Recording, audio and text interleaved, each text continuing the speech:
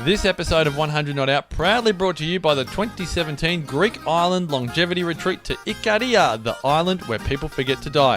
To find out more and to join Damien, myself, and an intimate group of 100 Not Outers, go to www.100notout.com. That's 100notout.com. TheWellnessCouch.com, streaming wellness into your lives. Welcome to 100 Not Out, featuring your hosts Dr. Damien Christoph and Marcus Pearce.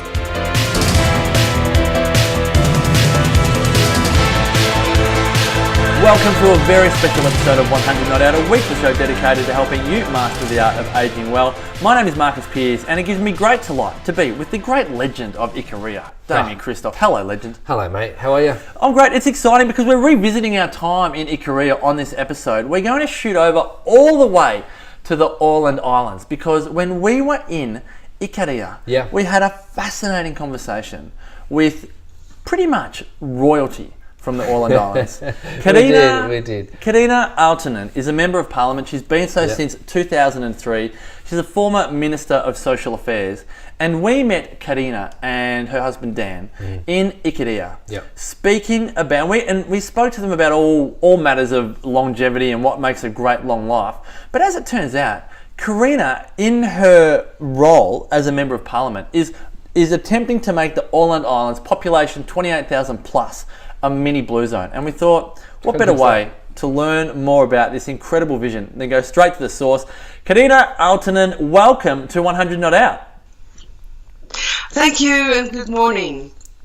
Hi, how are you? Carina, we are both very well and both very excited to have you here. In fact, when we heard that you were in Ikaria, it created a bit of a storm, didn't it? We were shuffling looking for them, weren't we? We're going to find it. We're so excited that you were interested in actually, not interested, but actually doing in creating a blue zone in a part of the world that isn't really renowned for necessarily being a blue zone or having a large range of people that live for a long time. But when we finally met you, one of the exciting things was that you wanted to create a place that was sustainable and allow people to live a long time. And we love that idea. How's that going? Yes, it's going on fine. And perhaps after we met last summer, I have been thinking a lot about blue zone. Is it really that we should aim for, or is the vision of a green zone where the well-being of people is more important than living a long life? Anyway, we need to do something about our lifestyle on the Aaland Islands. It's quite a high standard of living compared to Ikaria. People have everything in a material sense, but there is still a big lack of something. So people on the islands, even though we are not that many, about 30,000, we are getting more and more depressions, suicides among teenagers, and so on. So for me, as a politician, it's very important also to think of what kind of society should we have in the future, in the near future also. So as a minister of social affairs and environment, I took forward this strategy for sustainable society. And the whole parliament, the whole government, the whole Åland society is behind this strategy. Hundreds of local people are now involved in this work. Also, people from the business world, because they see it's important as well. I think it's really wonderful. It's a wonderful thing that you're doing. It's a phenomenal. Sorry, go on. No, and that's, I think, it's part of the success to involve many people, key persons in the society, to bring this strategy also not only to be a vision, but also to become alive. So that is something that we're working on now. We have regular big meetings, small working groups, and also defining now the way forward. It is a wonderful thing, and I think in saying that there's hundreds of people working on this, probably more like thousands. I think it's not just led by one or two individuals, but you really did hit the nail on the head at the beginning where you spoke about the rising numbers of depression and suicides in Finland. I know from my own travels there, the levels of low sunlight seem to contribute a lot to people's levels of fulfillment, and I've often thought about, you know, the impact of that lack of sunlight on people's happiness and the rest.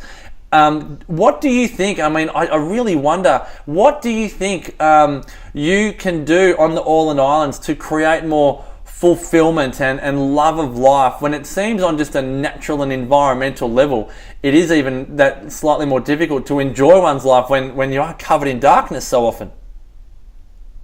Well, the darkness shouldn't be a problem, really, as long as every day when you wake up, you have a reason to get up from your bed. You have something to do. You have friends to meet. You have somebody's needing you.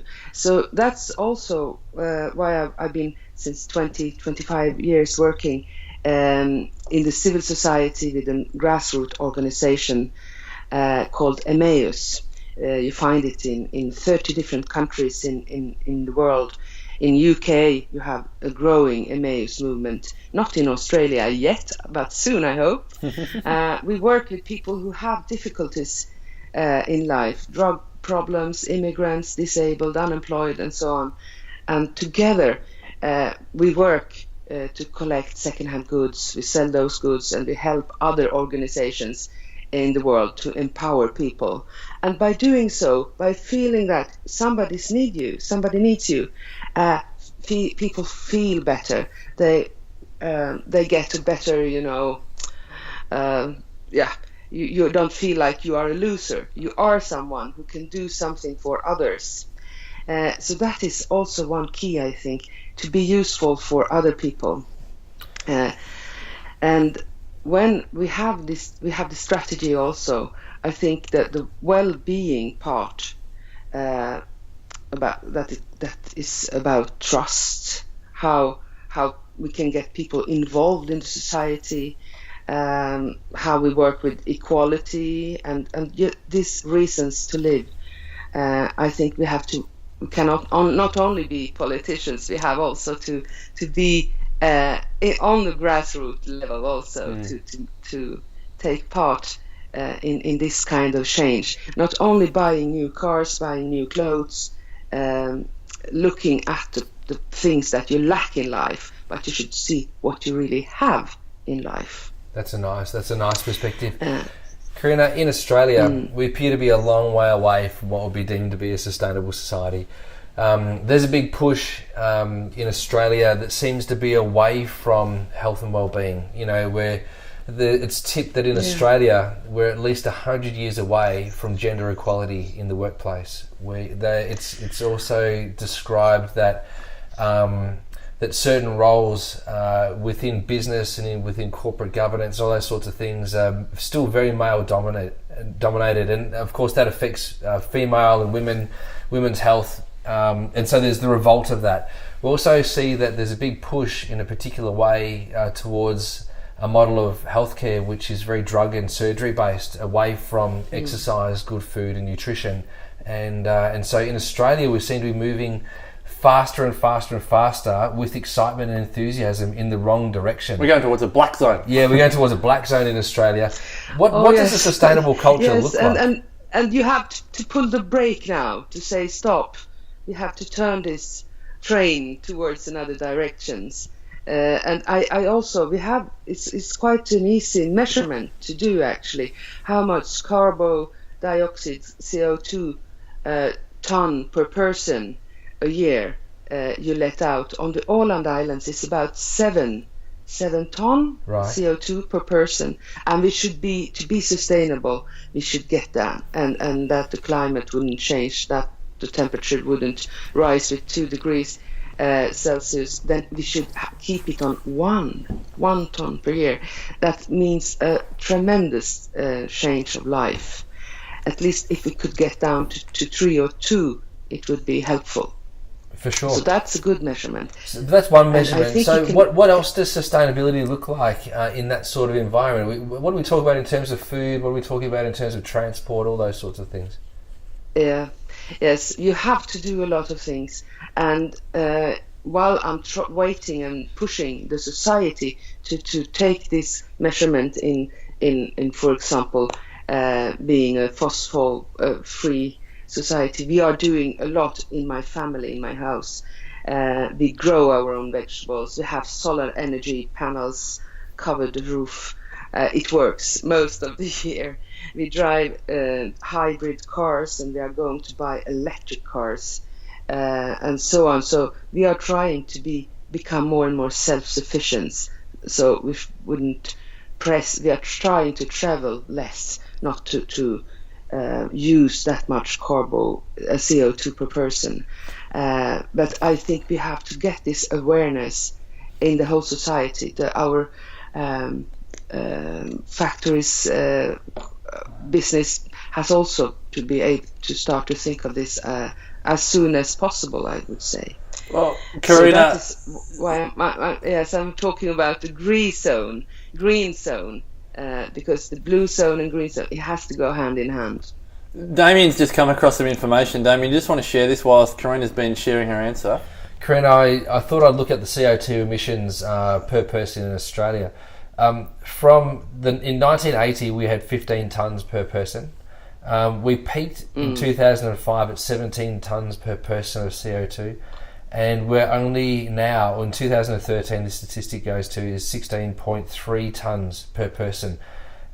When you contrast that with Finland, where you guys are doing an amazing job, it's embarrassing for Australia that you guys have gone from 12.2 in 1980 to now 8.5 in 2013. It's probably even less now, and it's moving in the right direction. We're going in the wrong direction.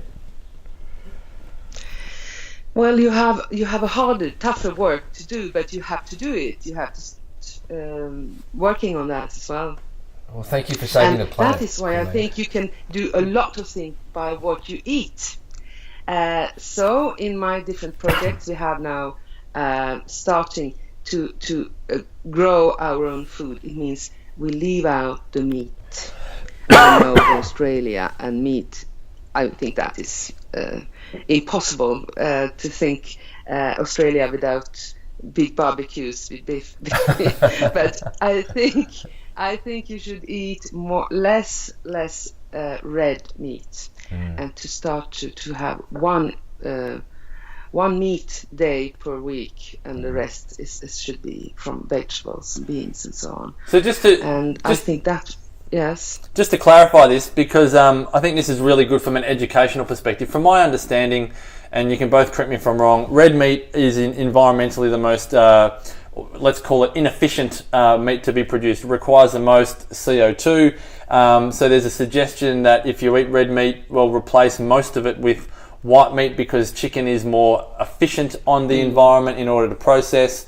And then you're suggesting, obviously, what I want to get clear on, are you vegetarian now 6 days of the week and 1 day of red meat, or are you having white meat on those other days? Because I think this is probably, we've just been speaking earlier about trends. This is probably going to become the next addition to, it used to be that the vegan diet was all about saving the world and saving the animals, but I think one of the next big trends in diet is going to be because of the environmental impact. So have you cut off all meat bar 1 day, or are you having white meat and then just a little bit of red? To be honest, when I'm alone, having lunch at work and so on, I'm vegetarian. But at home with 4 growing teenagers, it's impossible to not serve meat. The boys, they say to me they need it. Yeah. So at home in the dinners, we have red meat, of course. 3 or 4 times a week. But I think it's also how it's processed. Fish. Yep. Yes, it's a process. Yes, it's a process. But I also am a member of the board of the public hospital, and we see that more and more cancer, more and more diseases are growing on the Aaland Islands, and especially, with the stomach, with the inner system. And I think it is also because we are eating too much meat. We are eating too good food Just I would say when we were in Ikaria, the food was based a lot of vegetables and very nice leaves and so on. And I think that is something really that we should import from the blue zone areas. I love the concept of a green zone. I love that, Carina. I think that's fabulous. Going to a blue zone, Ikaria, and observing. What if anything did you learn in Ikaria that you wanted to take back to a green zone? To your country, to Aaland.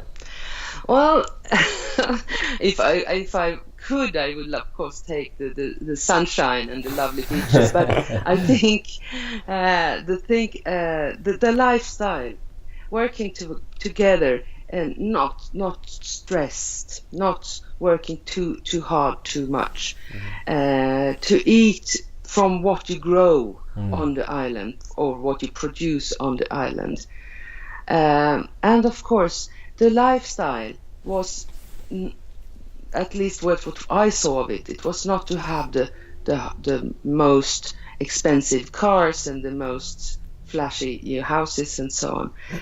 So to be modest, to live together with other people, to help each other. And we could see that in the little village of Nas where we stayed. Even if there were competing, of course, between the hotels, they were also working a lot together together with each other. And I think to be successful, you shouldn't be alone. You should work with others and to become successful together. In Aaland, you said that people have everything. They've got access to a great lifestyle. They've got the modern cars, the modern televisions, the computers, the internet. They've got all of those fancy things that we have in the West.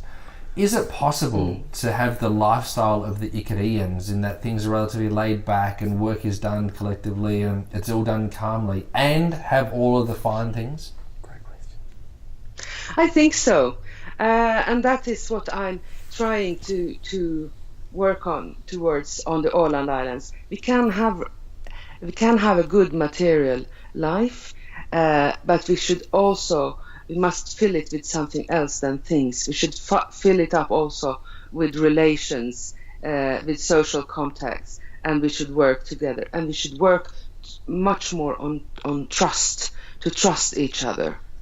And I see every camera that is put up outside the houses and those 7 locks, different locks and so on. That's a failure for the society. We should be trusting each other. That's right. I agree. I'd like to finish off, Carina, by bringing you back to what you said at the beginning in terms of the fulfillment. Like Damien asked a great question then about that. People on Aaland Island have everything, but what you essentially said is, but they're not really fulfilled. How long is this vision? Are you looking at this as something that's going to go past your lifetime? Do you see this as something that will materialise when your children are in their 60s and 70s, or are you hoping that this is something that can materialise in the next 10, 20 or 30 years to create this level of fulfillment that can generate a green zone? I think it will be fulfilled within 20, 30 years, I'm sure. I'm sure we have to think, to work very hard on this and make people aware what matters in life. And you will not become more happy, more cars or more money you have on the bank. It's only in relations with other you can become more happy, to feel this well-being, to feel that you are among friends and we can be happy together. I think that is something I cannot stop dreaming on, and I will make it to happen on the Aaland Island during my lifetime. I love it. That's exciting. I would love to think that 2 Australian blokes with their families could come across to the Aaland Island. Now we're talking. And maybe live there. That'd be amazing. Now we're talking. We might have a sabbatical. Do you take immigrants? Are you taking any refugees? We want to leave Australia. So, Carina, there are a lot of exciting things happening with you, and there's a whole lot more to talk about. I remember you, and actually, I do recall you saying that there was a population amount, like there was a minimum amount of people that it would require. Is there a maximum amount of people that can be on the island to maintain a green zone? No, but I think we could be around 50,000 people on the Aaland Island to make it more efficient. But I think, and I think people will move here slowly because the quality of life is more important than the fact that we are out in the Baltic Sea in the middle of water. So I think the quality of lifestyle here will attract even more people in the future. Well, you've done an incredible job, Carina, and we can't thank you enough for... Can I ask one more question? Yeah. I love this. I could talk forever with Carina. I think I like your accent, Carina. Carina, a quick question. Are you creating a template that like a franchise people could use to be able to create blue zones, green zones in other areas of the world? Is that what you're creating at the moment? I'm not aware of it, but I think it can be. We have to take some more steps forward. But at the moment, people are coming also to Aaland to learn more about our strategy and how we work with Emmaus. I had a delegation from Moldavia on Saturday visiting the Aaland Islands and to hear more about my work on the Aaland Islands. So I think with your program and so on, the word is spreading out, and perhaps we can make something like a green zone.